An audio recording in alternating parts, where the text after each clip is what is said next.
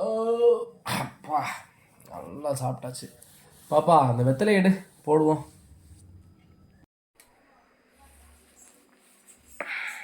வெத்தலைன்னு சொன்னதும் எனக்கு ஒரு பாட்டு ஞாபகம் வருது. என்ன பாட்டு? கொட்டா பாக்கும் கொழுந்து வெத்தலையும் அந்த பாட்டு. சரி சரி.